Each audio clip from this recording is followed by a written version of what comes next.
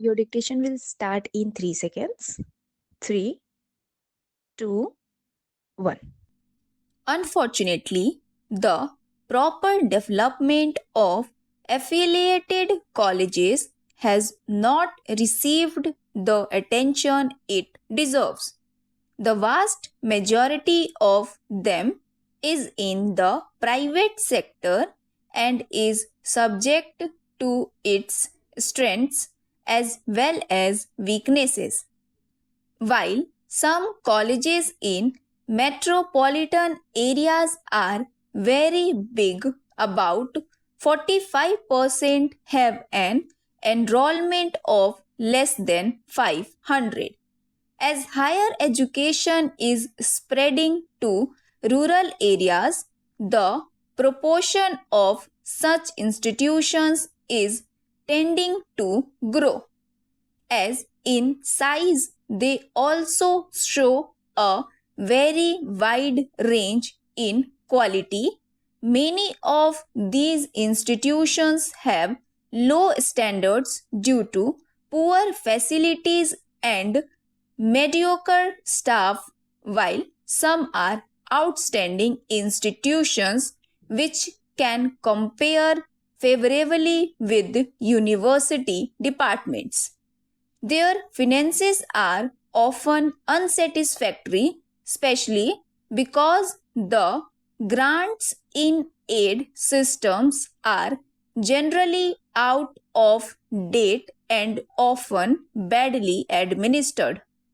The university is responsible for their academic standards while the state government are responsible for their grants in aid.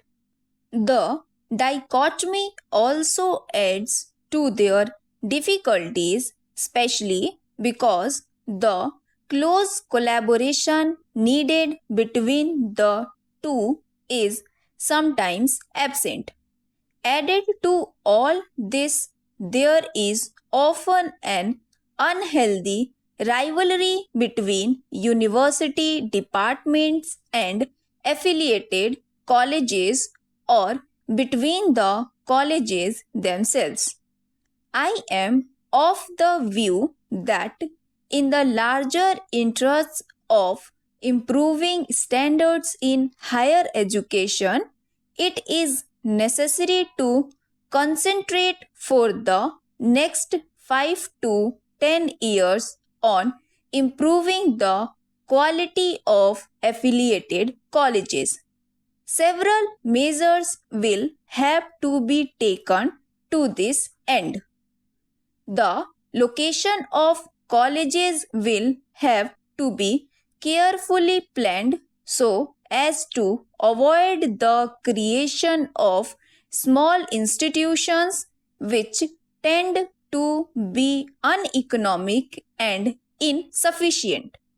Our attempt should be to ensure that within about 5 years or so of its establishment, each college must have an enrollment of not less than 500.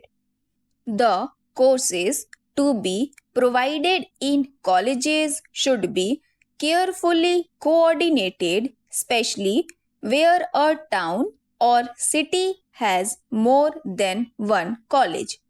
Intensive programs of in-service education through summer institutes and other means should be developed for the staff affiliated colleges.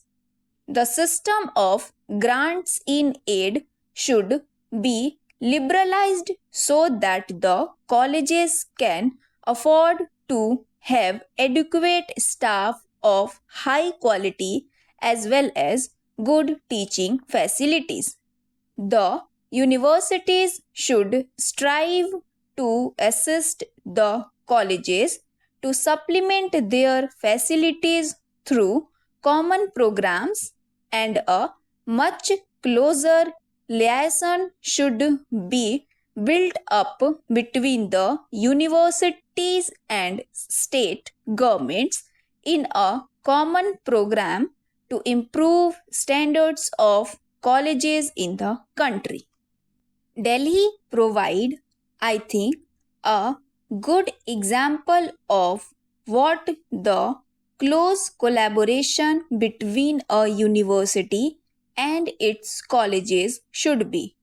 All colleges, including those set up by government, are under the control of their own autonomous bodies.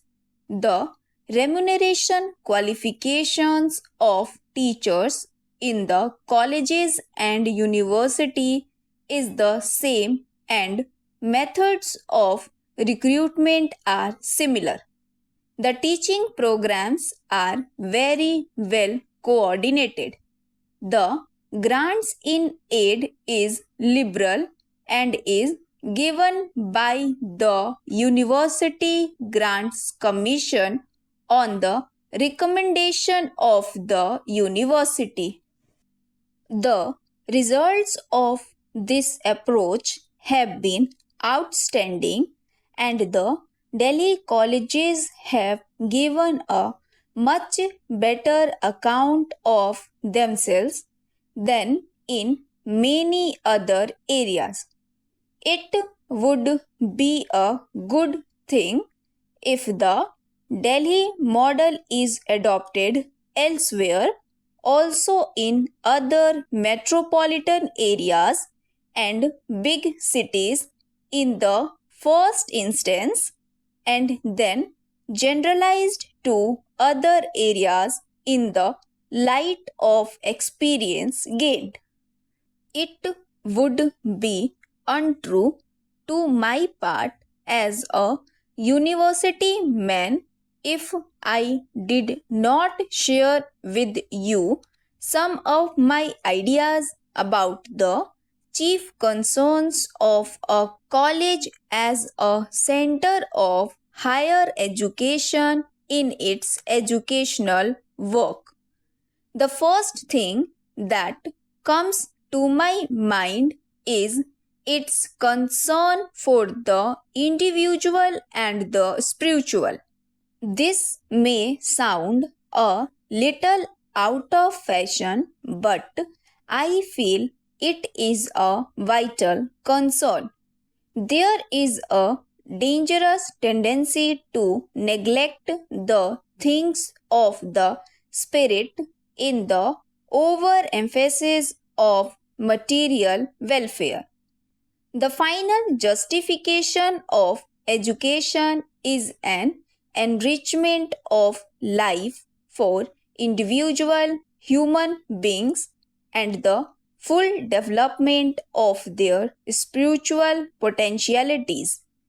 Whatever else the college may or may not do, education in this sense should be its first concern. Its second main concern should therefore be to organize its work as to make the realization of this educational aim possible.